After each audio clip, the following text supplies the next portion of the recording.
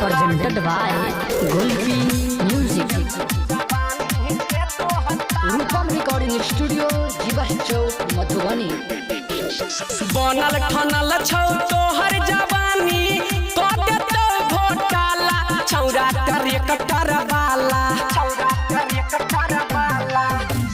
बनल ठनल छौ तोहर जवानी तो देतो घोटाला छौरा करे कटरवाला गै छौरा टेम्पू वाला तोड़ देतो जवानी के तोहर ताला छौरा टेम्पू वाला तोड़ देतो जवानी के तोहर ताला छौरा ट्रैक्टर वाला।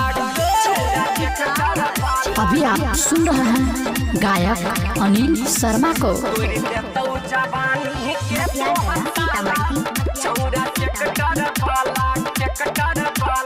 रूपम रिकॉर्डिंग स्टूडियो जीवा चौक मधुबनी। हाँ हाँ ट्रैक्टर ड्राइवर छौरी होई छै ऊंचाका ढाला में सुता क तोरा ले तो गपाका साचे कहै छियो।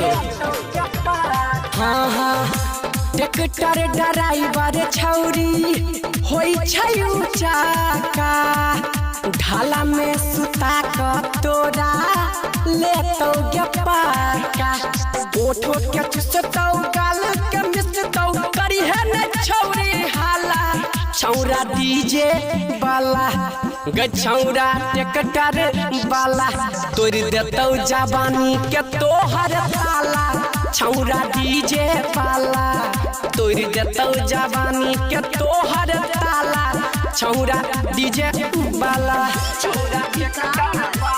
अभी आप सुन रहे हैं गायक अनिल शर्मा को।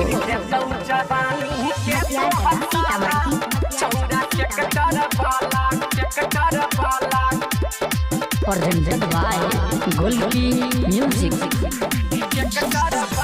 कहो अनिल सुनना हमर डियर गे बगल में बैठा कर तोरा लगे तो गियर गे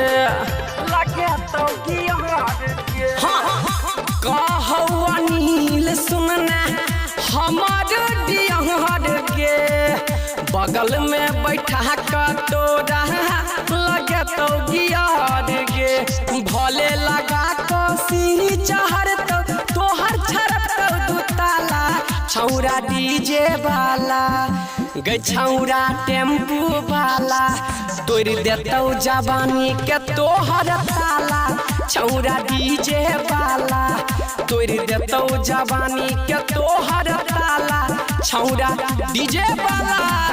रिकॉर्डिंग स्टूडियो जीवा चौक मधुबनी।